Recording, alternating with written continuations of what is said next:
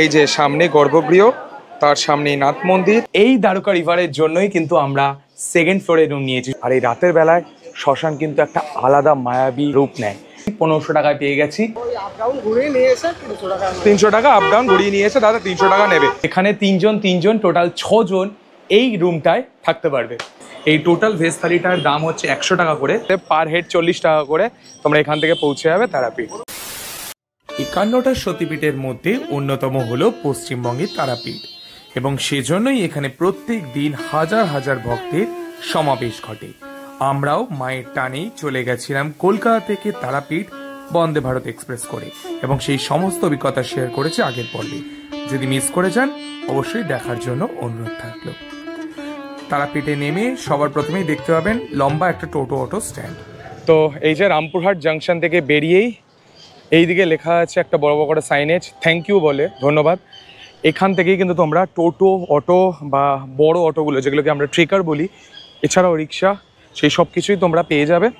অবশ্যই তোমরা যদি এখান থেকে বা তারাপীঠ যাও, যেহেতু প্রায় 7 কিলোমিটার একটা ডিস্টেন্স, তো আমি সাজেস্ট করবো তোমরা অটো কিংবা ট্রেকার যেগুলো হয় সেগুলোতে তোমরা যেতে পারো। তোমরা চাইলে রিজার্ভও করে নিতে পারো, কিংবা তোমরা যদি একজন কিংবা দুজন থাকো তাহলে তো রিজার্ভ করার কোনো মানে হয় না, সেক্ষেত্রে তোমরা শেয়ারিং বেসিসেও যেতে পারো। নর্মালি মন্দির অবধি 40 টাকা করে নেওয়া হয়, ডিম্যান্ড বেশি থাকলে 50 টাকা। এদিকে অটোও আছে, এরকম অটোতে যেরকম হয় 4 জন করে। এইগুলোই হলো টুকটুক বা ট্রেকার।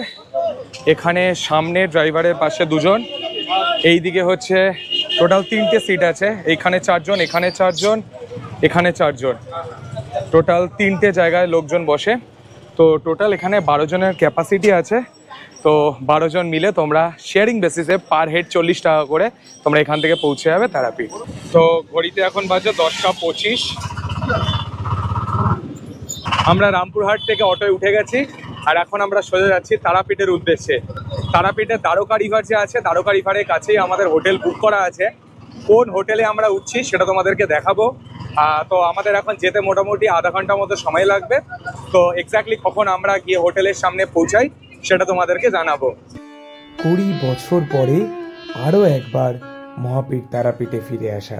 কথায় আছে না, মা না ডাকলে আসতেই পারবেন না। হয়তো এবার মা ডেকেছেন বলেই আরো একবার মহাপীঠ তারাপীঠে ফিরে আসা। রামপুরহাট থেকে অটোতে 20 মিনিটের যাত্রা শেষে ফিরে এলাম তারাপীঠে। তো ঘড়িতে এখন বাজে 10টা 47। তো আমাদের 20 মিনিট মতো লাগলো রামপুরহাট স্টেশন থেকে আমাদের এই হোটেলে আসতে। এই যে গলিটা দেখতে পাচ্ছ, এই গলি দিয়ে গেলেই একটা ব্রিজ পড়বে। ব্রিজ মানে সেই দ্বারকা রিভারের ব্রিজটা। তো এই গলি দিয়ে খানিকটা এলেই আমাদের এই হোটেল। তো অলরেডি আমরা প্রি বুক করেই এসেছিলাম, যাতে কোনো রকম হেডেক না থাকে। আমি অ্যাকচুয়ালি যখন কোথাও ঘুরতে বেরোই তো সব কিছু আমি প্রি বুক করেই আসি, কোনো রকম হেডেক নিই না। বা যেহেতু অটোটা অবভিয়াসলি প্রি বুক করার কোনো জায়গা ছিল না, বাট আমি কিন্তু এই অটো দাদার নাম্বার নিয়ে নিলাম। তো ফিউচারে আবার যদি তারাপীঠ আসি, এই অটো দাদাকে সঙ্গে সঙ্গে কল করে দেবো, স্টেশনে চলে আসবো। তো 20 মিনিট লাগলো। এখন আমরা হোটেলে চেক ইন করবো। কোন রুম পাচ্ছি, কেমন সেই রুম, কী কী ফেসিলিটিস, সেই সব কিছু জানাবো। তার জন্য হোটেলে ঢুকতে হবে। চলে এসো হোটেলে। মন্দির থেকে মাত্র 5 মিনিট হাঁটা পথেই আমাদের এই হোটেল দ্বারকাধীশ। তো আমরা সেকেন্ড ফ্লোরে রুম নিয়েছি। এই সেকেন্ড ফ্লোরে রুম নেওয়ার কারণ একটা আছে, সেই কারণটা তোমাদের সেকেন্ড ফ্লোরে আমাদের রুমে ঢুকে তারপরে তোমাদেরকে বলবো। তো আমি আপাতত এলাম ফার্স্ট ফ্লোরে। এখানে সুন্দর একটা ব্যালকনি টাইপের করা আছে। এখানেও বেশ কিছু রুম আছে, আর এই সিঁড়ি দিয়ে উঠে যেতে হবে সেকেন্ড ফ্লোরে। এখানে কিন্তু লিফটের কনস্ট্রাকশনের কাজ চলছে, এখনও কিন্তু লিফটটা পুরোপুরিভাবে রেডি নেই। তো তোমরা যখন আসবে তোমরা একবার ফোন করে আসতে পারো যে লিফটের কনস্ট্রাকশনের কাজ পুরোপুরি শেষ হয়েছে কিনা।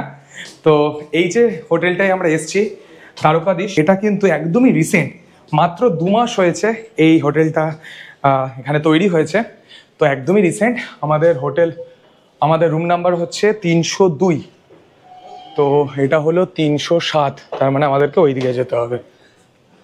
তো চলে এসছি আমরা হোটেলের রুমে, রুম নাম্বার 303।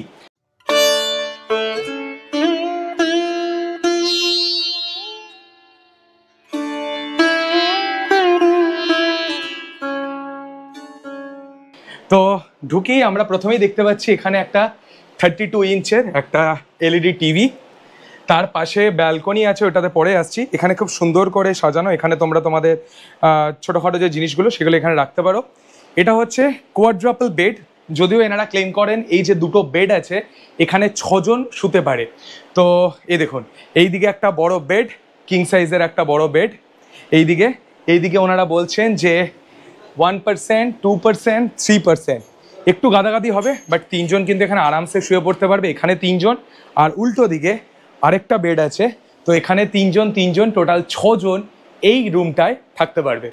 আচ্ছা, এছাড়া আর কি আছে দেখছি, এখানে একটা ওয়ার্কিং ডেস্ক টাইপের আছে, যদিও এখানে টেলিফোন বা এই সমস্ত জিনিসগুলো থাকে, আপাতত নেই।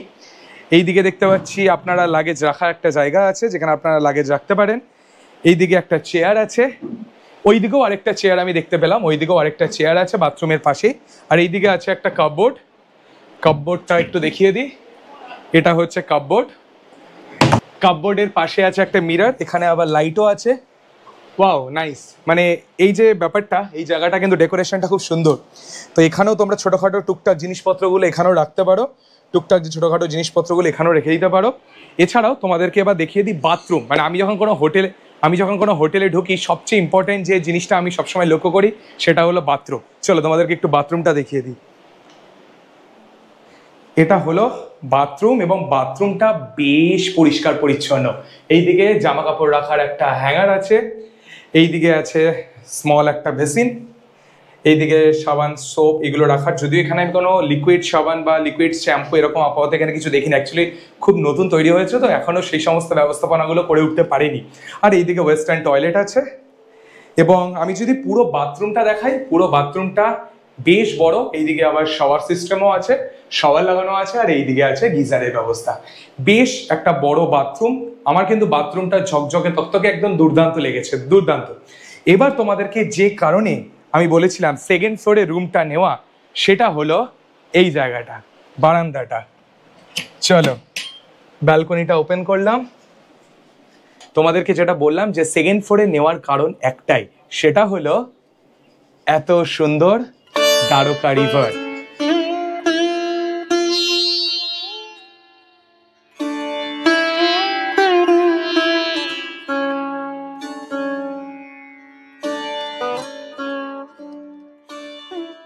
এই দ্বারকা রিভারের জন্যই কিন্তু আমরা সেকেন্ড ফ্লোরে রুম নিয়েছি। যদি ফার্স্ট ফ্লোরে নিতাম, বিভিন্ন অবস্ট্রাকেলের জন্য দ্বারকা রিভারটা ভিজিবল হতো না, বাট সেকেন্ড ফ্লোর থেকে দুর্দান্ত লাগছে দ্বারকা রিভার।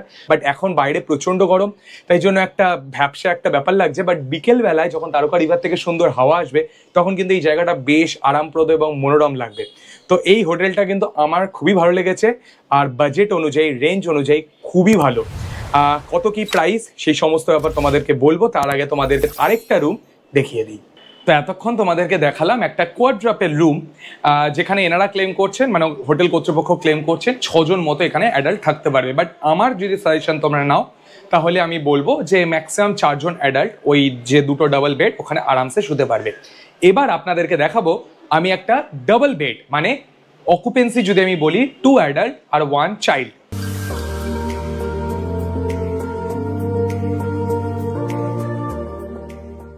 আসুন আপনাদেরকে এবার এই ডবল বেডের রুমটা একটু দেখিয়ে দিই। তো এটা হলো ডাবল বেড ক্যাটাগরির রুম। এখানে সবার আগে আমি দেখতে পাচ্ছি এখানে একটা মিরর আছে, ফুল সাইজ মিরর। এখানে জিনিসপত্র রাখার ব্যবস্থা আছে। এইদিকে একটা কিং সাইজ বেড আছে, কিং সাইজ বেড। এনারা এখানে আবার ক্লেম করছেন যে 3 জন অ্যাডাল্ট শুতে পারবেন। বাট আমার সাজেশন থাকবে, যদি আপনারা একটু খোলামেলা ভাবে, একটু পা ছড়িয়ে একটু ভালোভাবে থাকতে চান, তাহলে 2 জন অ্যাডাল্ট এখানে আরামসে শুতে পারবে, 3 জনও চাপাচাপি করে মোটামুটি হয়ে যাবে। এছাড়া এইদিকে দেখতে পাচ্ছি একটা অ্যাস্ট্রে দেওয়া আছে, যারা যারা স্মোক করেন তাদের জন্য লাগবে। এই জায়গায় একটা ডেস্ক মতো, এখানে আমরা আমাদের লাগেজগুলো এরকমভাবে রেখে দেবো। এছাড়াও এইদিকে একটা চেয়ার আছে, এইদিকে একটা চেয়ার, এইদিকে ডাস্টবিন রাখার একটা জায়গা, এইদিকে একটা 32 ইঞ্চের টিভি, এইদিকে একটা ছোট জায়গা যার মধ্যে আপনারা বিভিন্ন জিনিসপত্র, আপনাদের যেগুলো প্রয়োজনীয় সামগ্রী সেগুলো এখানে রাখতে পারে। এইদিকে কিন্তু পুরোটা আমি দেখতে পাচ্ছি, পুরোটা এইদিকে পুরো ডেকোরেট করা আছে, টিভি ক্যাবিনেট করা আছে চারিদিকে, মানে বিভিন্ন কালারের, যেমন ব্লু অ্যান্ড পিঙ্কের লাইটের কম্বিনেশনে খুব সুন্দর করে সাজানো। আচ্ছা, এবার আমি আপনাদেরকে দেখাই যে এইদিকে আছে একটা ওয়ার্ড্রপ। তো এই হলো ওয়ার্ড্রপ। বেশ বড়ই আছে, যদিও একদিনের জন্য আমরা এসছি, আমাদের খুব একটা ওয়ার্ড্রপের দরকার পড়বে না। আচ্ছা, এই দিক থেকে এবার আপনাদের দেখিয়ে দিই যে যেরকম পাশের রুমটা থেকে দেখালাম, এই রুমটা থেকেও আমি দেখতে পাচ্ছি দ্বারকা রিভারের একটা দুর্দান্ত ভিউ। এখানে একটা এর সঙ্গে লাগোয়া একটা ব্যালকনি আছে, বারান্দা, যেরকম পাশের রুমটায় দেখালাম ঠিক এখানেও তাই। তো আমি আপাতত ব্যালকনিতে যাচ্ছি না, প্রচণ্ড রোদ আছে, বাট এই যে ব্যালকনি থেকেও সেম তোমরা দ্বারকা রিভারের যে ভিউ সেটা দেখতে পাবে। তো বেশ ভালোই লাগলো রুমটা, ডাবল বেড হিসাবে বেশ ভালো। এবার একটু আসা যাক প্রাইসিংয়ের ব্যাপারটায়, মানে রুম রেন্ট বা রুম ফেয়ার কত। তো এই যে ডাবল বেড ক্যাটাগরির যে রুমটা আমরা নিয়েছি, ডাবল বেড ক্যাটাগরির রুমের ফেয়ার বা রেন্ট হচ্ছে 1600 টাকা করে। যদিও আমরা একটু দরদাম করেছি, 1500 টাকায় পেয়ে গেছি। আর আমি জিজ্ঞাসা করলাম যে কোয়াড্রাপেল যে রুম, যেখানে 4 জন অ্যাডাল্ট শুতে পারবে, তো সেই রুমের রেন্ট হচ্ছে 3000 টাকা করে। ওটাও যদি দরদাম করো ওই 2800, 2900, 100-200 টাকা এনারা কমিয়ে দেন। তো এইভাবে কিন্তু এই যে দুটো রুমের রেন্ট, সেই রুমের রেন্ট আপনাদের বলে দিলাম। তো 2 জন থেকে শুরু করে 10 জন অবধি বিভিন্ন ক্যাটাগরির রুম আছে এই হোটেলে, সেগুলো আপনারা অপ্ট করতেই পারেন আপনাদের পছন্দ মতো। তো এবার আমরা একটু ফ্রেশ হব, ফ্রেশ হয়ে আমরা দুপুরে কোথায় লাঞ্চ করছি সেটা আপনাদেরকে দেখাবো। Room number 206। তোমাদেরকে এই হোটেল দ্বারকাধীশের আরেকটা রুম দেখিয়ে দিই। তো এটা হচ্ছে রুম নাম্বার 206।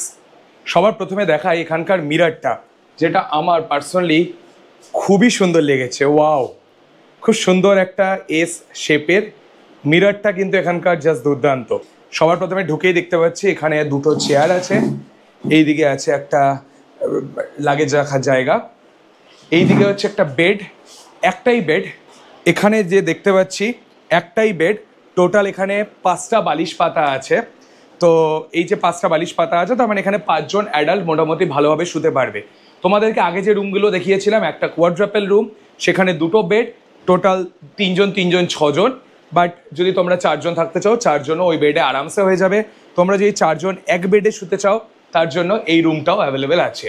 আচ্ছা, এবার তোমাদেরকে দেখিয়ে দিই, এখানে একটা সেই 32 ইঞ্চের টিভি আছে, টিভি ক্যাবিনেট করা আছে। এই দিকে আছে বাথরুম, বাথরুমটাও একটু দেখিয়ে দিই, সেম অন্যগুলোর মতোই। এই বাথরুমটা একটু অন্যরকম শেপের। তো এই হলো বাথরুম। এছাড়াও প্রত্যেকটা রুমের মতো এখানেও আছে এসি। আর এই দিকে আছে একটা ক্যাবিনেট বা ওয়ার্ড্রপ, এই দিকে আছে একটা ওয়ার্ড্রপ। আর এই দিকে কি আছে, এই দিকে মোস্ট প্রবাবলি ব্যালকনি। তো ব্যালকনি একটু দেখিয়ে দিই, ব্যাস এই হলো ব্যালকনি। তো ঘড়িতে বাজে এখন দুপুর 1টা, আর আমরা আমাদের হোটেল দ্বারকাধীশ, সেই হোটেল দ্বারকাধীশ থেকে এখন বেরোলাম। আমরা এখন লাঞ্চ করব।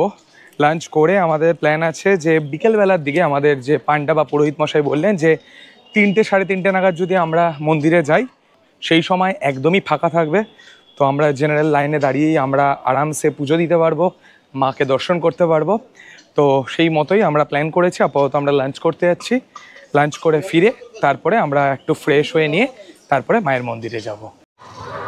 এই দিক দিয়ে হাঁটতে হাঁটতে আমরা এই ব্রিজের উপরে উঠে এলাম। এই হচ্ছে দ্বারকা নদী। আমাদের মোস্ট প্রবাবলি ওই দিকটা, এই যে এইদিকে দেখতে পাচ্ছ এই আঙুলের সোজাসুজি, এইদিকে কিন্তু আমাদের যে হোটেল দ্বারকাধীশ তার রুমটা। তো আমরা এই ভিউটা দেখতে পাচ্ছিলাম আমাদের রুম থেকে।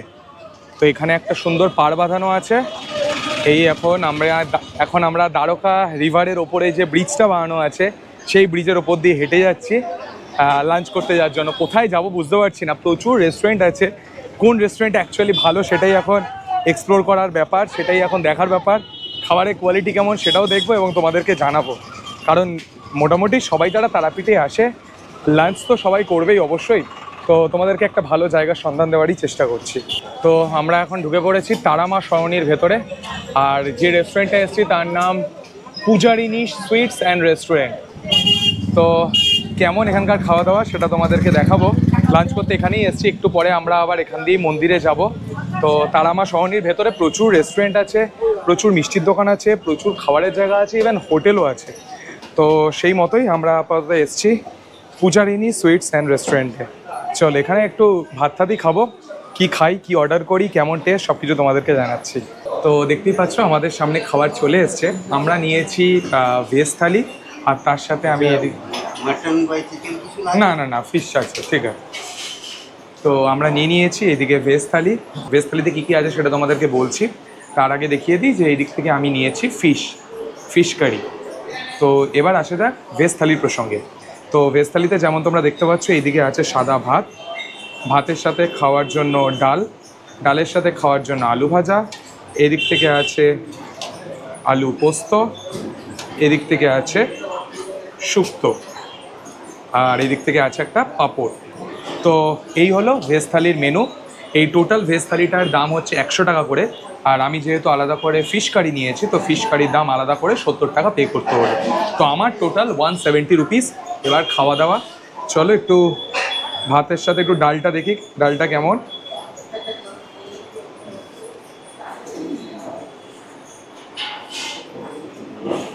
তো ডালটা নিলাম,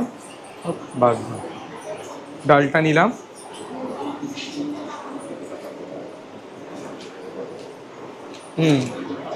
ঠিকঠাক।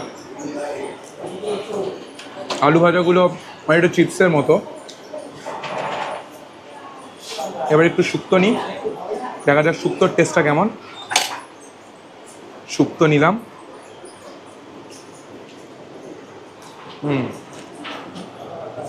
শুক্তোটা মোটামুটি, বিশাল হাইফাই কিছু না, এর থেকে আমার মা বাড়িতে অনেক ভালো করে, ঠিকঠাক।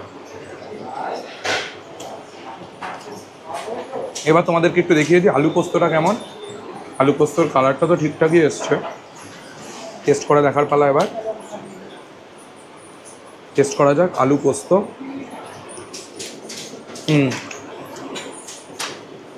আলু পোস্তটা খুবই ভালো। পোস্তর যে ফ্লেভারটা সেটা কিন্তু ভরপুর আছে। আলু পোস্তটা আমার এই 3টে খাবারের মধ্যে আলু পোস্তটা সবচেয়ে ভালো লাগলো। আর মাছ তো মাছের মতোই হবে, এটা আলাদা করে কিছু রিভিউ দেওয়ার নেই। তাও তোমাদেরকে একটু সাইজটা দেখিয়ে দিই। এটা আমরা যেটা নিয়েছি ফিশ কারি 70 রুপিস, এটা হলো সেই মাছের সাইজ। আমি যদিও পেটি বলেছি, তোমরা যদি কেউ গাদা চাও গাদার মাছও পেয়ে যাবে। আমার প্রেফারেন্স ছিল পেটি, তাই পেটির মাছই নিয়েছি। মাছটা ফ্রেশ আছে, মাছটা খেয়ে বোঝা যাচ্ছে মাছটা ভালো। ভালো। তো অল ওভার মোটামুটি যা যা খেলাম মোটামুটি অ্যাভারেজ খাবার দাবার। তো তোমরা যদি মোটামুটি একটু সস্তার মধ্যে যদি খাবার খেতে চাও তো অবশ্যই তোমরা এখানে আসতে পারো। এর থেকেও যদি বেটার কোথাও আমরা খাবার কিছু খাই অবশ্যই তোমাদেরকে আমি জানাবো। আচ্ছা, ভাত থেকে শুরু করে সবই রিপিট হবে তাই তো? ভাত ডাল সবজি সবই রিপিট হবে। তো এই যে আমরা ভেজ থালির জন্য 100 রুপিস দিলাম, একটা জিনিস তোমাদের জানিয়ে রাখি, যেহেতু এটা থালি তাই ভাত ডাল 2 রকম সবজি প্রত্যেকটাই কিন্তু রিপিটেবল। মানে তোমরা যতবার চাও আনলিমিটেড টাইমস তোমরা এখান থেকে নিতে পারো। অবশ্যই মাছটা এখানে আনলিমিটেড নয়, আমরা যেহেতু 1 পিস নিয়েছি তো 1 পিসই, তো মাছটা এখানে রিপিট হয় না। এছাড়াও পাঁপড় আর আলু চিপস বা আলু ভাজা সেটা রিপিট হয় না। এছাড়া বাকি 2 রকম সবজি ডাল ভাত সবটাই রিপিট হয়। রেস্টুরেন্টের বাইরে তারামার সরণির ভেতর প্রচুর এরকম কেনাকাটার দোকান আছে। তো এই পূজারিনী সুইটস অ্যান্ড রেস্টুরেন্ট থেকে আমরা এখন খেয়ে বেরোলাম। এখন আমরা যাচ্ছি আবার আমাদের হোটেলে, সেখানে গিয়ে আবার একটু ফ্রেশন আপ হবো, তারপরে আবার চলে আসবো মন্দিরে। তারপরে কিন্তু আমরা মাকে দর্শন করব, পুজো দেবো, সব কিছুই করবো। কারণ আমাদের যে পান্ডা বা পুরোহিত মশাই বলেইছে যে আফটারনুন টাইমে আসতে 3:30-র দিকে, তাহলে একটু ফাঁকা পাবো। আর খুব বেশি লাইনে দাঁড়াতেও হবে না, কারণ আজকে শনিবার আর মঙ্গলবার নর্মালি খুবই ভিড় হয়, বাট আজকে দেখলাম খুব একটা ভিড় নেই এখনও অবধি, যেটা বুঝলাম। বাট ফাইনালি আমরা যখন মন্দিরে ঢুকবো তখন অ্যাকচুয়াল সিনারিওটা বুঝতে পারবো। আমাদের হোটেল এই তারামা সরণি থেকে হেঁটে ম্যাক্সিমাম 7 মিনিট মতো, একদমই কাছে, খুব একটা দূরে নয়। তো এটাই হচ্ছে মেন অ্যাডভান্টেজ যে তারামা সরণির কাছাকাছি থাকার। তোমাদেরকেও সাজেস্ট করবো, তোমরা যারা তারাপীঠে পুজো দেওয়ার প্ল্যান করছো তারা চেষ্টা করো এই তারামা সরণি যেখান দিয়ে আমরা ঢুকলাম ওর কাছাকাছি হোটেল নেওয়ার। তো চলে এসছি আমরা তারামা সরণির সামনে। এই তারামা সরণি দিয়েই আমরা এখন প্রবেশ করব মন্দিরের উদ্দেশ্যে। এইটাই তোমার ফোন নাম্বার আর নাম? রূপেন। তো দাদার নাম রূপেন। তো দাদার সাথে আমি কথা বললাম, যদি তোমরা একদিনের জন্য তারাপীঠে আসো তাহলে অবশ্যই তো তোমরা মন্দিরেই সময় কাটিয়ে ফেলছো, সেক্ষেত্রে তোমরা আলাদা করে ট্যুর করার কোনো সময় পাবে না।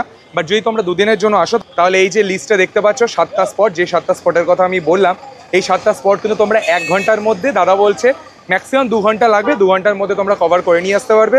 আর ঘুরিয়ে আবার ফিরিয়ে আনতে 300 টাকা। 300 টাকা আপ ডাউন ঘুরিয়ে নিয়ে এসে দাদা 300 টাকা নেবে। দাদার ফোন নাম্বারটাও আপনারা স্ক্রিনে দেখতে পাচ্ছেন, তো অবশ্যই আপনারাও যদি করেন দাদার সাথে কন্ট্যাক্ট করে নিতে পারেন। তো আমরা মন্দিরের পশ্চিম গেট দিয়ে প্রবেশ করছি, পশ্চিম দিক 10 পাউঠি দুয়ার। এটা এদিকে দেখতেই পাচ্ছ লেখা আছে আগমন বা নির্গমন, মানে এন্ট্রি আর এক্সিট, 1 নম্বর গেট। এই দিক দিয়েই আমরা মূলত প্রবেশ করছি, এক্সিটও আমরা এদিক দিয়েই করব। তো চলো এবার আমরা ভেতরে ঢুকি, ভেতরে ঢুকে তোমাদেরকে কত বড় লাইন আছে এবং বাকি সমস্ত ইনফরমেশনগুলো শেয়ার করছি। জয় তারা, চলো। 20 বছর পরে আসার শাস্তি মা বোধহয় সুদে আসলে নিচ্ছিলেন। হঠাৎই অকস্মাৎ প্রচণ্ড জোরে বৃষ্টি নামে এই তারাপীঠ মন্দিরে। जयंती मंगला काली भद्रकाली कपालिनी दुर्गा शिवा समाधात्री सह सदा नमस्तुते महिषग्नि महामाये चामुंडे मुंडमालिनी ऐरा रग्गं भिजं देहि देवी देहि नमस्तुते। গর্ভগৃহে ঢোকার আগে তোমাদেরকে লাস্ট আপডেট দিয়ে দিচ্ছি, প্রচণ্ড বৃষ্টি হচ্ছে, মারাত্মক বৃষ্টি। সন্ধ্যে 6টায় গর্ভগৃহ বন্ধ হয়ে যাবে, এখন বাজে 5:45, তাই জন্য আমরা ঢুকে পড়ছি, নয়তো 1.5 ঘন্টা আবার ওয়েট করতে হবে। তো এই এখন অবস্থা, মুষলধারে বৃষ্টি, মুষলধারে। তো এবার আমরা গর্ভগৃহে ঢুকছি। জয় তারা। তো আপনারা দেখতেই পেলেন যে আমরা মায়ের মন্দির দর্শন করে 7টা নাগাদ আমরা ওই বৃষ্টির মধ্যে টোটো বুক করে আমরা হোটেলে চলে এসেছিলাম। হোটেলে এসে একটু ফ্রেশন আপ হলাম, ড্রেস ট্রেস চেঞ্জ করলাম, এখন ঘড়িতে বাজে 8টা। আমরা এখন আবার বেরোচ্ছি, প্যারা কিনবো, কারণ আমরা যখন তারাপীঠে এসেছি প্যারা না কিনে তো এখান থেকে ফিরবো না। তো এখন আমরা প্যারা কিনবো, আর তার সাথে যদি শ্মশানে যাওয়ার সুযোগ হয় চেষ্টা করব, কথা দিতে পারছি না, শ্মশানের একবার যাওয়ার চেষ্টা করব। আর শ্মশানের পর আমরা ডিনার করব কোনো একটা জায়গায়, ডিনার করে আবার আমরা হোটেলে ফিরে আসব। পরের দিন মানে পরবর্তী এপিসোডে আপনারা দেখতে পাবেন আমরা এই তারাপীঠ মানে রামপুরহাট থেকে ট্রাভেল করব বোলপুরে। তো রামপুরহাট টু বোলপুর ভায়া কুলিক এক্সপ্রেস, সেই পর্বটাও নিয়ে ফিরছি খুব শিগগিরই। আপাতত আমরা বেরোচ্ছি, এখন হচ্ছে এই হলো রাতের বেলার একটা মুহূর্ত এই হোটেলের সামনে থেকে। উল্টো দিকে আপনজন গেস্ট হাউস, আর এই দিকে হোটেল লারিকা, এবং তার পাশেই আছে হোটেল ক্লাসিক। তো সেই গলি দিয়ে বেরিয়ে এখন আমরা আবার সেই তারামা সরণি, সেই তারামা সরণি যাব। এই হলো বামদেবের সমাধিস্থল, মানে বামাখ্যাপা তার সমাধিস্থল, আর তার পাশেই দেখতে পাচ্ছ তারামায়ের চরণস্থল, আর এখানে যজ্ঞ চলছে। আর শ্মশানটা হলো এই দিক দিয়ে চলে গেলে তোমরা শ্মশানটা দেখতে পাবে। তো শ্মশান থেকে বেরিয়ে এখন আমরা যাচ্ছি ডিনার করতে। এই তারামা সরণির মধ্যেই কোনো একটা জায়গায় কোনো একটা ভালো রেস্টুরেন্টে এখন আমরা ডিনার করব। দুপুরের যে খাওয়া দাওয়া সেটা কিন্তু একদম মিডিওকার ছিল, তো রাতের বেলা একটা ভালো কোথাও প্ল্যান করছি ডিনার করার, দেখা যাক কোন জায়গায় করি, এবং সব ফিডব্যাকটাই তোমাদের সঙ্গে শেয়ার করব। তো আরও একবার চলে এসেছি কাকাতুয়া ল্যাংচার সামনে, বাট এবার ল্যাংচা কিনতে নয়, তার পাশে থাকা বিনাপানি হোটেল অ্যান্ড রেস্টুরেন্ট, যেটা ভেজ অ্যান্ড নন ভেজ দুটো অপশনই আছে, সেই রেস্টুরেন্টে এখন আমরা ডিনার করতে। তো তোমরা যদি এই বিনাপানি হোটেলটায় আসো, বিনাপানি হোটেল অ্যান্ড রেস্টুরেন্ট, তাহলে তোমরা যদি রুটি নাও তাহলে অবশ্যই কিন্তু তোমরা মাটার পনিরটা টেস্ট করবে। তোমরা যদি পনির লাভার হও তাহলে তোমাদের ডেফিনেটলি ভালো লাগবে। তরকাটা একদমই রেকমেন্ডেড নয়। ফ্রাইড রাইসটা নিতে পারো, সোসও খুব একটা হাড়মোড়ে কিছু নয়, গার্লিক চিকেনটা ভালো লেগেছে। চলো মোটামুটি আমাদের ডিনার কমপ্লিট, এবার আমরা বেরোবো এই হোটেল থেকে। তো ফাইনালি আবার চলে এসেছি আমাদের হোটেলে, ডিনারও ডান, এখন আমরা রুমে যাব আর সোজা ঘুম। কালকে সকালবেলা যখন আমরা আবার হোটেল থেকে বেরোবো তখন তোমাদের সঙ্গে আবার বাকি ইনফরমেশনগুলো শেয়ার করব। চলো টাটা, bye. So finally Dwarkadhish hotel থেকে বেরোচ্ছি, আর তারাপীঠ যাত্রা আমাদের এখানেই শেষ হচ্ছে। এরপরে আমরা কুলিক এক্সপ্রেসে গড়ে পরবর্তী এপিসোডে সেটা আসছে, আমরা বেরিয়ে যাচ্ছি তারাপীঠ থেকে বোলপুর। আশা করছি আমাদের এই টোটাল একদিনে তারাপীঠ ভ্রমণ আপনাদের খুব ভালো লেগেছে।